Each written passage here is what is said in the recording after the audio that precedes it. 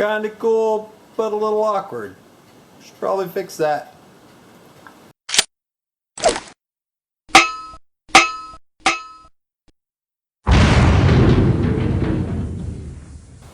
Alright, first step of repairing something like this is to remove the electrical hazard, unplug it. Second step is to take the fasteners out. Now, appliances only usually have as many fasteners as they absolutely need. So, there isn't many. This one only had 5. And as you can see, this is a Torx, but it's a safety Torx. There's a little peg in the middle, and the only Torx bits that'll work on these are ones that have holes in the middle that'll fit over that peg to take them out. Now those are called safety Torx. That's T-O-R-X. You can probably buy those off of Amazon or Home Depot, Lowe's. These came off the Snap-on truck, but I'm sure you can buy them somewhere else for a lot cheaper, like an auto parts store. And once the screws are out, the shielding just slides back out of the slot and pops right off. As you can see, there's one screw here, one screw there. There's one in the end over here. You know, they're just placed here and there, just enough to hold it forward and down. Alright, so now that we've got the case off and it's unplugged, the most likely culprit here is a switch, because as you can see when you open the door, the turntable and light would come on. So odds are it's a switch that's hooked to the door.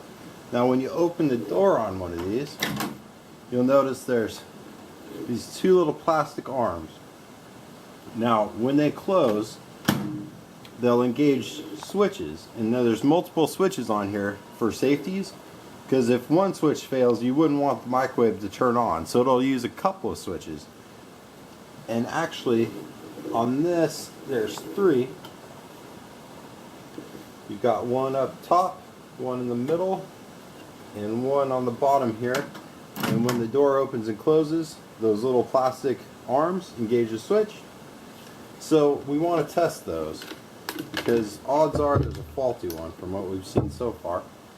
Now the best way to test that is with a meter, of course. Now you can get free meters at Harbor Freight if you wanted. I've got them before there with like a coupon. This one was from Radio Shack back when it existed. It was only $39. I've seen meters for like $5. Now you want to use the ohm setting. That's the omega sign. It's like an upside down horseshoe. And on this meter, it's kind of neat. It's a really basic function, but you can turn the sound on for when it's opened or closed circuit. And that's really handy with switches, because closed, you know, it makes a sound, so you don't even have to look in the meter. Now if you don't have that function, it'll go from infinite ohms to 0 ohms. So OF on this one is infinite, and closed should go down to 0.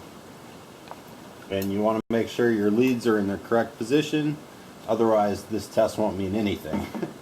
You can touch the leads together all you want and it won't go to 0. So we'll go ahead and turn our sound function on. Test it. Makes a sound. Alright. Now we'll back probe in these switches. There's 2 connectors on each switch, and we want to look for a change.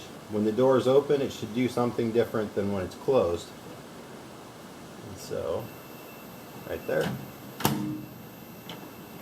Oh, no change. That's a bad switch. So we'll go ahead and we'll test the rest of these. Test the middle one here. If I can get to it. Just have to touch each one of the metal tabs with the probe. And then, oh, 2 bad switches. There should be a change. There's no change, so that means the switch is bad. On the bottom.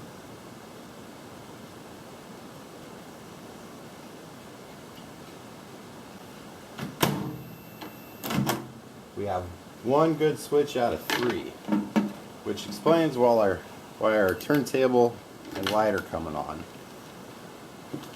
So now that we know we've got two bad switches, we can go ahead and look at them and look for a part number. Now, conveniently, I've already done that and ordered some new switches. The old switches are KW3As. It's printed right on the switch. Now, I just went on Amazon and put in KW3A switch and came up with these. I got a pair of them for $5, and they're kind of dual function. They have normally open and normally closed, so they'll function either way, as a normally closed switch or a normally open switch. So we'll go ahead and pop the switches out of our microwave and replace the two faulty ones. Now there's little tabs that hold it in. They're like little plastic spring tabs. I don't know if you can see that, but there's one right here. And there's one on the bottom. Now there's also alignment pegs that go into these little holes. So what you'll do is you'll release the little spring tabs, and then you'll slide the switch off that little peg. And you don't want to break the peg, otherwise there's nothing holding your switch in that direction. I'm going to reinstall this switch here, and if you can see, I need to line it up with these two pegs, but there's also this piece of linkage. Now the concern is that the switch, when it's sliding in sideways, is going to hit that linkage and stop it. So I'm going to go ahead and line it up with the dowels and be gentle with it. We need to press it into the spring fingers, but it's stopping. So we're going to move this linkage, see if it'll clear it. And there's definitely less resistance. Oh, popped right on. So I wanted to show you that so that you didn't break the switch. Alright, perfect timing because my tea has gotten cold. So it's plugged back in, the screws are back in it, the case is back on. See, turntable didn't turn on. That's a good sign. We'll see if it works.